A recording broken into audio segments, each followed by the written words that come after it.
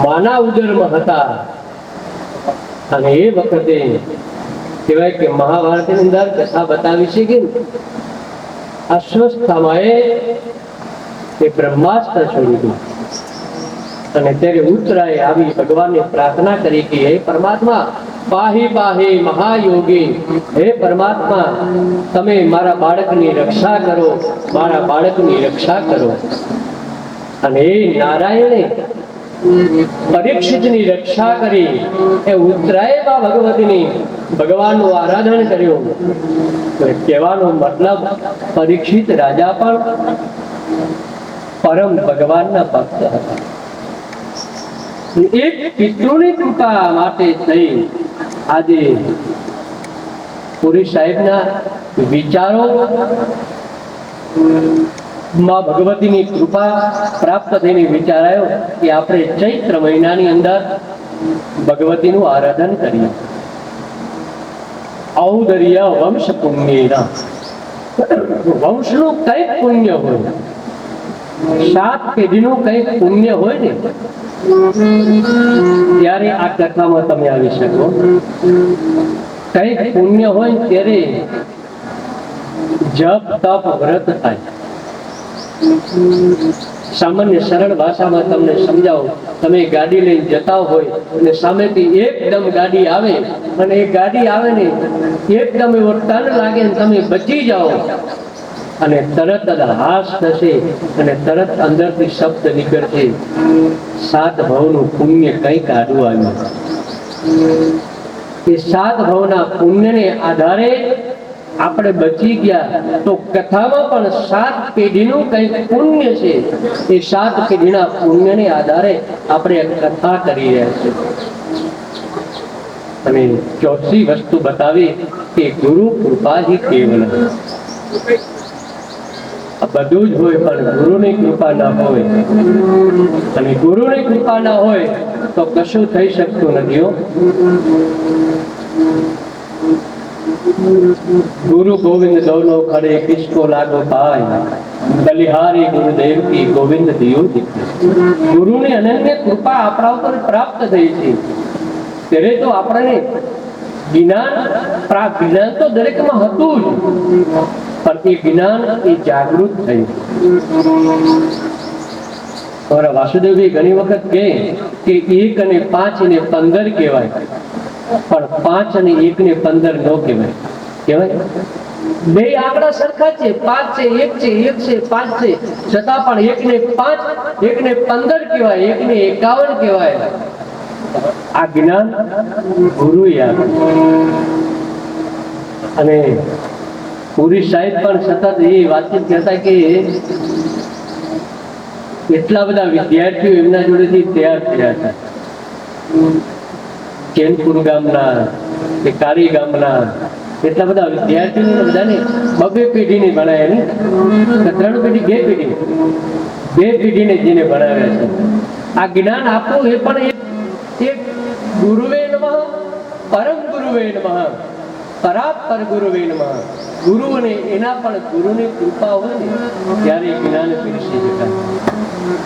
આ ગુરુની કૃપા એ આપણા ગુરુ તો ખરા જ, સાથે સાથે આપણા કથાના આચાર્ય એ પણ આપણા એક ગુરુ સમાન કહેવાય.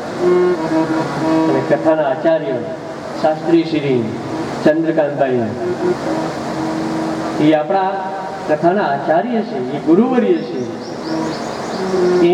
એમની પ્રેરણાથી આપણા પુરી સાહેબ જ કીધું કે હું કશું જ નહીં કરું, જે કંઈ કરવું બધું તમારે જ કરવાનું છે. અમે 2 જ માણસો છીએ, તમારે બધે જ. અને એ આચાર્ય શ્રી બધી જવાબદારી સ્વીકારી લીધી. બેનર ક્યાં બનાવવા, સાઉન્ડ ક્યાંથી લાવવું, સંગીત વાળા બધી જ. આચાર્ય પુરોહિત એનું નામ, સંપૂર્ણ યજમાનનું હિત ઈચ્છે ને એનું નામ આચાર્ય. સતત યજમાનનું હિત ઈચ્છે અને એનું પ્રમાણ છે. રઘુવંશની અંદર દશરથ રાજાથી માની દરેક રાજ્ય, દરેકને જો જ્ઞાન આપ્યો, ઉપદેશ આપ્યો હોય તો વશિષ્ઠ બાપજી. અને વશિષ્ઠ બાપજીએ સતત રઘુકુળની રક્ષા કરી છે. જ્ઞાન એ આચાર્યની કૃપા. તમે વિચાર કરો કેટલી સરસ સુવિધા કરી. કુલર જો આ ઠંડા માટે એની વ્યવસ્થા કરી, પંખાની વ્યવસ્થા કરી સરસ. તમને બધાની કથામાં બહુ કદાચ કથામાં ટેવ ન હોય, કારણ કે હજી પહેલો જ દિવસ એટલે કથા સતત એમાં આ કોરોનામાં તો કથા ન સાંભળી એટલે સતત બેહવાની આદત ના હોય ને અત્યારે આરામ કરવાની આદત હોય, એટલે તમારા માટે સંગીતની વ્યવસ્થા પણ કરી, જેથી આપણું મન એકત્રિત રહે. અને આટલી બધી સરસ સુંદર સુવિધા કરી હોય, સતત આપણું આટલું બધું ધ્યાન રાખ્યું હોય, આટલું બધું કર્યા છતાં પણ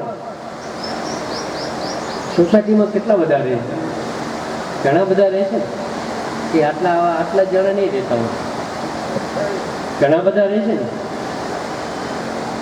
ભાગ્ય બિના નર પાવત નહીં, ભાગ્ય વગર જ્ઞાન પ્રાપ્ત થતું નથી. અને આટલી બધી સુવિધા કરીએ છતાં પણ ન આવે તો એમાં કોઈ કથા સાંભળવા ન આવે તો એમાં પુરી સાહેબનો કે કથાના આચાર્ય શ્રી ચંદ્રકાંતભાઈનો કઈ વાત કરો. ધારા નૈવ પતંતિ ચાતક મુખે મેઘસ્ય કિમ દૂષણમ. વરસાદ સાંભળેલા ધાર થાય, વીજળીના કડાકા ભડાકા સાથે બારે મેઘ ખાંગો થાય, અને છતાં પણ ચાતક નામના પક્ષીના મુખની અંદર એક વરસાદનો બુંદ પણ ન પડે. તેમાં વરસાદ ઋતુનો વાત કરો. ઘુવડ પક્ષી રાત્રે જોઈ શકે, દિવસે નથી જોઈ શકતું, અને ન જોઈ શકે તેમાં સૂર્ય ઉગવાનું બંધ કરી દે ખરો, એમાં સૂર્યનો વાત કરો. અને એક ઘુવડ પક્ષી બધા ભેગા થઈ સભા ભરે અને એમ કે સૂર્ય નામની કોઈ ચીજ જ નથી, સૂર્ય કઈ છે જ નહીં, આ બધું ગપ્પા છે, આમ જ છે, તો કોઈ માને ખરું? એ તો એક ઘુવડ પક્ષી નથી જોઈ શકતા, એમાં સૂર્ય કિમ દૂષણ. આ બધી અનન્ય કૃપા. અને શાસ્ત્ર એવું કહે છે, પત્રમ નૈવ જદા કરી રપે દોષો વસંતસ્ય કિમ. વસંત ઋતુ આવે, જૂના બધા જ પાનખર ઋતુમાં બધા જ ખરી જાય, અને એમાં નવા પાન આવે, એમાં નવા ફૂલ આવે, પુષ્પ આવે. પણ એક કેળાનું ઝાડ હોય ને, જોઈશે ને બધા કેળા, એ કેળાના ઝાડ ઉપર ફૂલ ન આવે તો એમાં વસંત ઋતુનો વાત કરો? કોઈ વાત નહીં.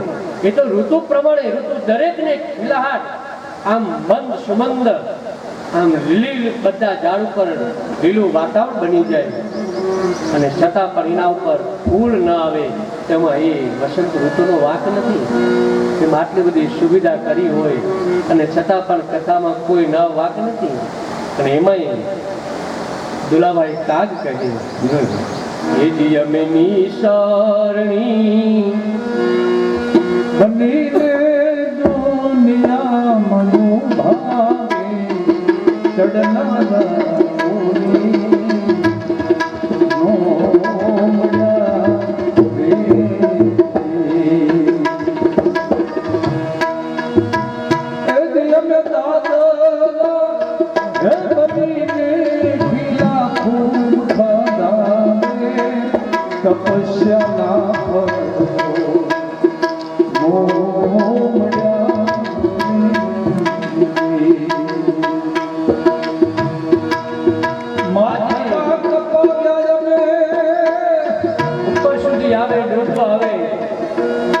વાઢી નાખે, એને બરાબર ખરું લઈ લાવે, અને પછી ઘંટે દળે અને લોટ બનીને પીરસાઈ જાય, રોટલા બને તપી જાય, સુંદર રસોઈ તૈયાર થાય, પણ કોઈ જમનારા ના હોય.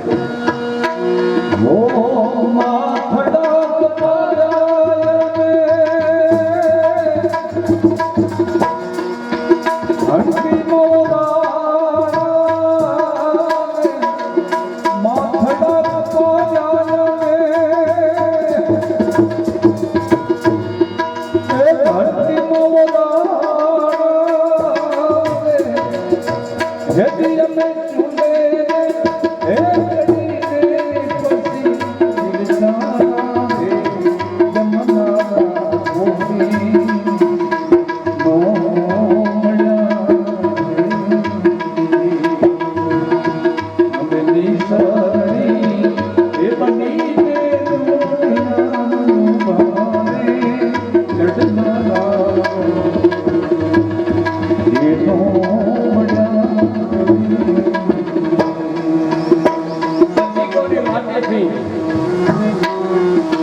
ચંદ્રકાંતભાઈની તો અત્યારે ટાઈમ નથી હો.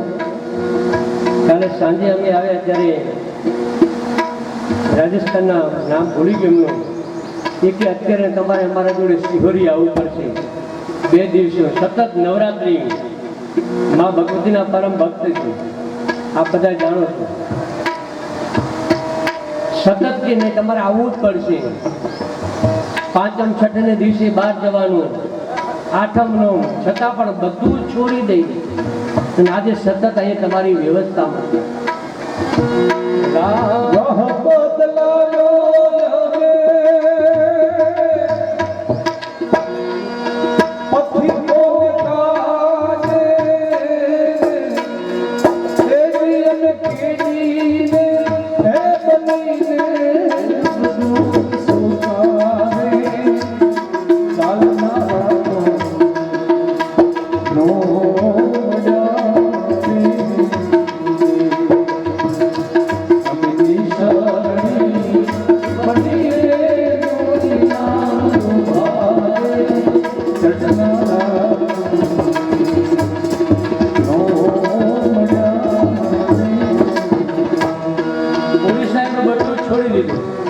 સવારમાં વહેલા ફોન આવી ગયા, શાસ્ત્રીજી વહેલા આવી જાઓ.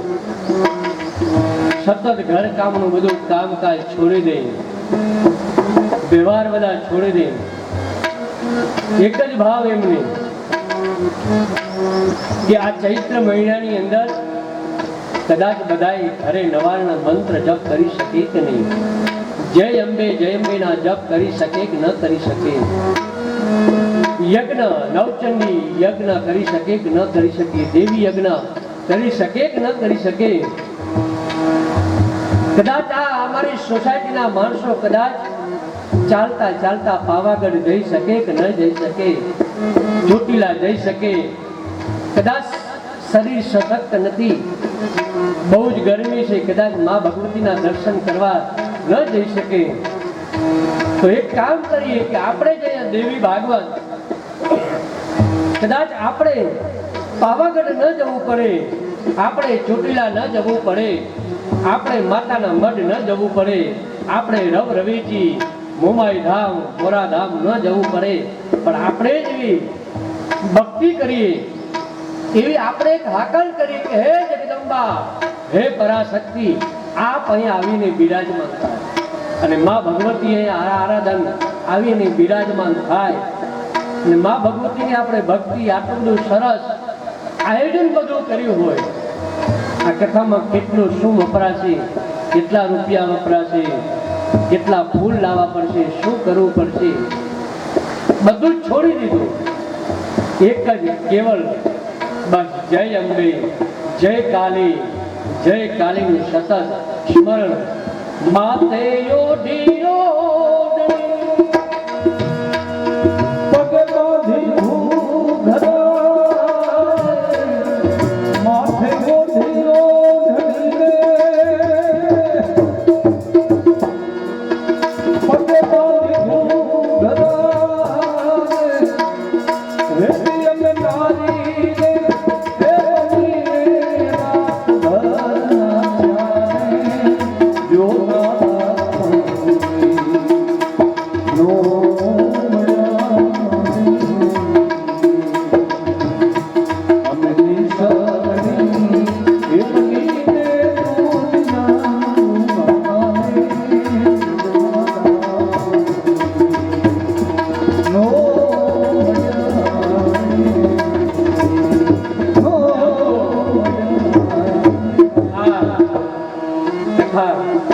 ચંદ્રકાંતભાઈ વાસુદેવભાઈ શાસ્ત્રીને કહ્યું કે તમે દી માં ભગવતીના પરમ ઉપાસક છે આપણા વાસુદેવભાઈ શાસ્ત્રી. અને આપ તો જાણો છો, યત્ર યોગેશ્વરા કૃષ્ણો યત્ર પાર્થો ધનુર્ધર. ચંદ્રકાંતભાઈ અને વાસુદેવભાઈની પરમ જોડી સતત. વાસુદેવે કીધું કે એક કામ કરો, આ કથા આપણા દિનેશભાઈ શાસ્ત્રીને આપણે કહીએ. સતત વાસુદેવભાઈ શાસ્ત્રી સતત એ પણ તમે જોયું કે કાલે સાંજે આવી ગયા, સવારમાં બધી તૈયારી પહેલી, એના પહેલા સતત તૈયારી કેમે કરીને સારું કરવાનું યથાર્થ કરે છે. અમારા આ સાઉન્ડ વાળાને અમારા સામે વાસુદેવભાઈ શાસ્ત્રી 2 થી 3 વખત ફોન કરે છે, રમેશભાઈ તમે વહેલા આવી જજો, કેમ કે સંગીતવાર આવી જશે, શાસ્ત્રીજી આવી જશે, પૂજાવાળા આવી જશે, શાસ્ત્રીજી મહારાજ આવી જશે, પૂજા કરાવવા વાળા આવી જશે, પણ સાઉન્ડ નહીં હોય તો આ સતત ધ્યાન એક પરમ આપણા વાસુદેવભાઈ શાસ્ત્રી પણ સતત બધું છોડી મને કે તમે શાંતિથી આવો, અહીંથી નીકળ્યા ને પછી ઘરે આવ્યા મારા ઘરે, મને કે તમે શાંતિથી આવો, હું પહેલા જાઉં, બધી તૈયારી કરાવું. આ પરમેશ્વરી પરમ જગદંબાના પરમ ઉપાસક છે અને એટલે આગળ કહ્યું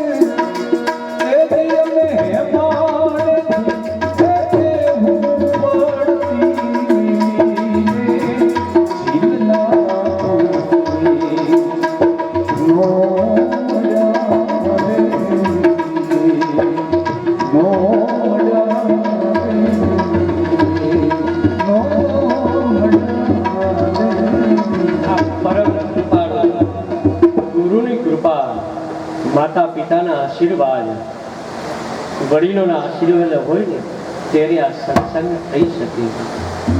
કંઈક પરમેશ્વરીની જગદંબાની કૃપા છે અને આ કથા સાંભળવા માટે પરમ ભગવતીની કૃપા છે.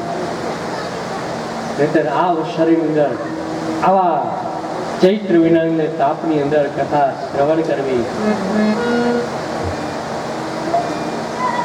18 પુરાણો છે. એ 18 પુરાણોની અંદર શ્રીમદ ભાગવત પુરાણ, વામન પુરાણ, અગ્નિ પુરાણ, આ બધા કથા, બીજા કદાચ પુરાણોનો આપણને કદાચ ખ્યાલ ન હોય, પણ ભાગવત પુરાણ અને દેવી ભાગવત અને શિવ મહાપુરાણ, ગરુડ પુરાણ આપણને બધાને ખબર હોય, રામાયણ, આ બધા પુરાણોની અંદર બધી જગ્યાએ અલગ અલગ પુરાણોની અંદર કથા બતાવી. ગરુડ પુરાણ આપણને એ બતાવ્યું કે માણસ મૃત્યુ પામ્યો હોય તેની પાછળ કેવી કેવી ક્રિયા કરવી જોઈએ, એની પાછળ કેવા કેવા સત્કર્મ કરવા જોઈએ, એ ગરુડ પુરાણ બતાવ્યું. શિવનું આરાધન કઈ રીતે કરવું, શિવની ભક્તિ કઈ રીતે કરવી, બિલીપત્ર કઈ રીતે ચડાવવા, ભસ્મ કઈ રીતે લગાવવું, રુદ્રાક્ષની માળા કેટલી ધારણ કરવી જોઈએ, શ્રાવણ મહિનામાં ઉપવાસ કરવો કઈ રીતે કરવો, ભગવાનને દૂધ તલ આ બધાથી કઈ રીતે અભિષેક કરવો, ભગવાનના જપ કઈ રીતે કરવા, આ બધી જ કથાઓ એ શિવ પુરાણ બતાવે. ભગવાનની ભક્તિ, મહાદેવનું આરાધન, કારણ કે શિવની ભક્તિ કરવી બહુ અઘરી છે, સામાન્ય શિવની ભક્તિ ન થાય. એના માટે આપણે નિરંજન નિરાકાર થઈ જવું પડે. બસ એક શિવમય જ્યારે બની જઈએ ત્યારે શિવની ભક્તિ થાય. અને શિવની ભક્તિ કઈ રીતે કરવી એ આપણને શિવ પુરાણ બતાવે. અને શ્રીમદ ભાગવત માણસનું મૃત્યુ નજીક હોય અને માણસનું મૃત્યુ જ્યારે નજીક હોય ત્યારે માણસે શું કરવું જોઈએ? મૃત્યુ નજીક છે તો હવે એને શું કરવું? એ અવસ્થાની અંદર કોને શરણે જવું? કોને શરણે જઈએ તો મુક્તિ મળે? અન્યથા શરણમ નાસ્તિ તમેવ શરણમ મમ. બીજા કોઈનું શરણું નહીં, માં ભગવતીનું, ભગવાન નારાયણનું શરણું નહીં. મૃત્યુ નજીક છે, મૃત્યુમાંથી મુક્ત કઈ રીતે બનવું એ શ્રીમદ ભાગવત બતાવે. ધ્રુવ મહારાજને પિતાએ ઘોડામાં બેસાડ્યો અને સુનીતિ ના પાડી ગઈ, મારા દીકરાને તમે બેસાડો, ધ્રુવ મહારાજને નહીં.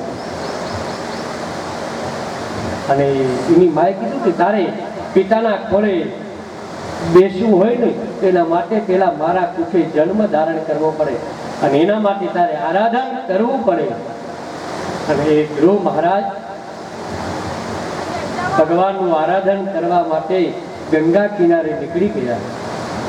અને એ ગંગા કિનારે જપ તપ વ્રત સતત ભગવાનનું આરાધન કરતા હતા. એવામાં ગંગાજીનો ખૂબ વધારે પ્રવાહ આવ્યો ને ધ્રુવ મહારાજ નીકળી ગયા. અને જ્યાં જતા હતા એટલે ગંગાજી આવીને કહ્યું કે ધ્રુવ મહારાજ ક્યાં જાવ છો? તો કે માં મને તપમાં આપનો પ્રવાહ વધારે છે ને એટલે હું તપ કરી શકતો નથી, હું જપ કરી શકતો નથી. અને માએ કીધું કે હું આ જગ્યાએ તમે અહીંયા તપ કરો, હું આ જગ્યાએ શાંત બનું. આપ કદાચ જેમાં હરિદ્વાર ગયા હોય ને ખબર હશે કે જે જગ્યાએ ધ્રુવ મહારાજે તપ કર્યું ને એ જગ્યા એ માં ભગવતી ગંગા એકદમ શાંત છે. ઋષિકેશથી આગળ જાઓ ત્યાં આગળ આવે.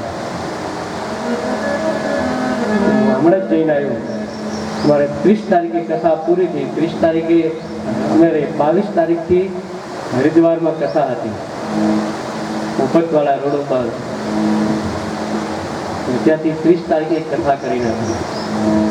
એટલે પરમ પવિત્ર માં ભગવતી ભાગીરથી ગંગા એ શાંત બન્યા. અને એ ધ્રુવ મહારાજે એટલો બધો તપ કર્યું અને જ્યારે મૃત્યુ આવ્યું તે મૃત્યુના મસ્તક પર ચરણ મૂક્યું અને ધ્રુવ મહારાજ ઉત્તર દિશાની અંદર આજ પણ અચળ છે. આ મૃત્યુમાંથી મુક્ત કોણ કરે? એ શ્રીમદ ભાગવત કરે. મુક્ત કઈ રીતે બનવું એ શ્રીમદ ભાગવત કરે. અને સાસુ વહુનો પ્રેમ કેવો હોવો જોઈએ, ગુરુ શિષ્યનો પ્રેમ કેવો હોવો જોઈએ, ભાઈ ભાઈનો પ્રેમ કેવો હોવો જોઈએ. આ બધો પ્રેમ એ રામાયણ બતાવે. પિતા અને પુત્રનો પ્રેમ કેવો હોવો જોઈએ, પિતા પુત્ર વચ્ચે પ્રેમ કેવો હોવો જોઈએ. એ પ્રેમ એ ભક્તિ એ રામાયણમાં તુલસીદાસજી વર્ણન કરે. ભગવાન રામની કથા કરતા કે રઘુપતિ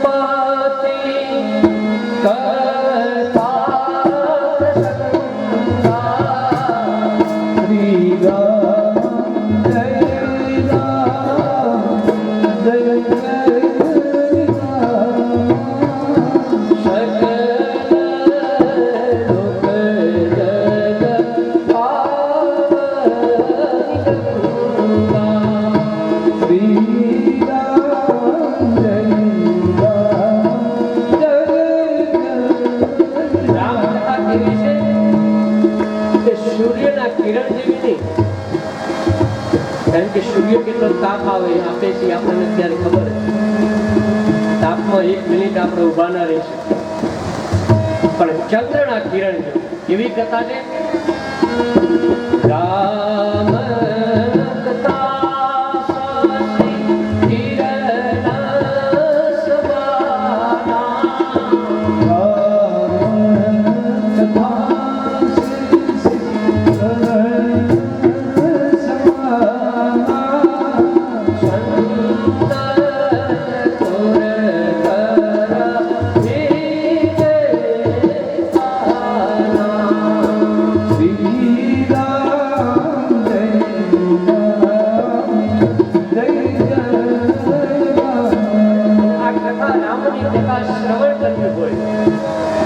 ભગવાનની કથા સાંભળવી હોય, એ કથા સાંભળવી હોય તો એમને કથા શ્રવણ ન થાય. ભલે કામના સિદ્ધિ નર પાવા. શ્રી રામ જય રામ જય જય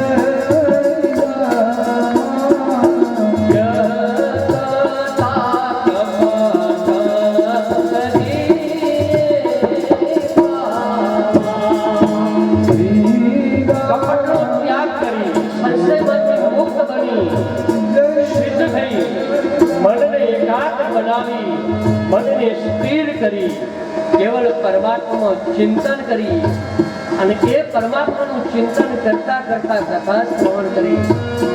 જનક રાજા પણ કહે કે કથા હે સુનૈનાજી, પોતાના ધર્મ પત્ની કહે કે હે સુમુખી, હે સુલોચની,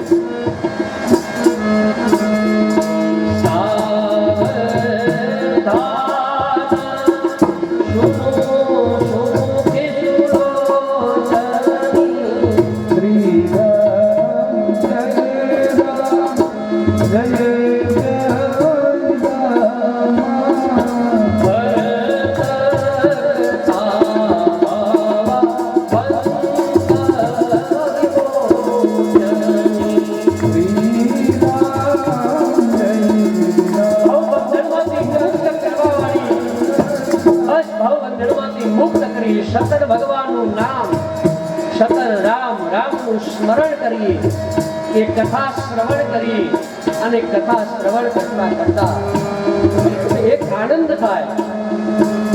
આંખમાંથી હરખના અશ્રુ પડે. બરાબર સાંજે 5:30-6 વાગે કથા પૂર્ણ થાય. રાત્રિ ભોજન કરતા હોય એમ થાય ક્યારે સવાર પડે. સવાર પડી જલ્દીથી ફટાફટ કામ પૂરા કરી દી ઘરના. 12-1 વાગે બધું કામ પૂરું કરી દી. બરાબર 2 વાગે 2:30 વાગે કથા સ્ટાર્ટ થશે અને એ આખો તલ પાપડ થતી હોય. એ કથાની અંદર સંગીત ધૂન તાળી પાડવા માટે હાથ તલ પાપડ થતા હોય અને હૃદય આપણું કેવું બનતું હોય. ધૂન ગાતા ગાતા આપણું હૃદય પુલક શરીર એકદમ ગદગદ થઈ ગયું હોય. રામ ગુણ ગાત પુલક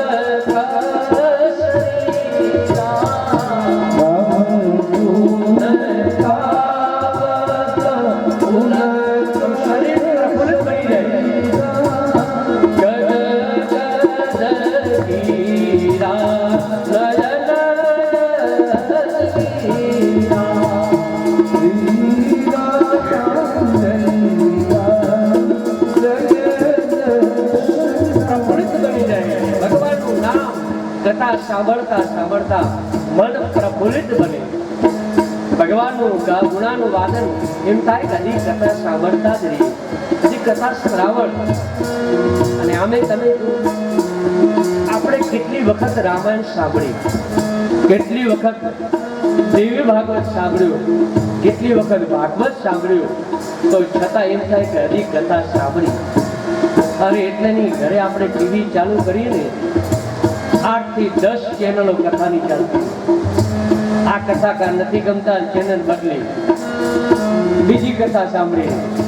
શિવપુરાણ આવેલ આપણે નહીં, દેવી ભાગવત કર્યું છે તે કરી દીધું. છતાં પણ એમ થાય કથા સાંભળ્યા જ રાખી, કારણ કે ધીમે ધીમે નવમ નવમ અને કથા સાંભળતા સાંભળતા હૃદય પ્રફુલ્લિત બને. મેં ભગવાન રામનું ગુણાવાનું વાદન સાંભળીએ, એ પ્રેમ, એ ભક્તિ, ભગવાનની ભક્તિ કઈ રીતે કરવી, કઈ રીતે ભગવાનને પ્રેમથી થાળ આરવો અને કઈ રીતે ભગવાનનું તપ કરવું, આ કથા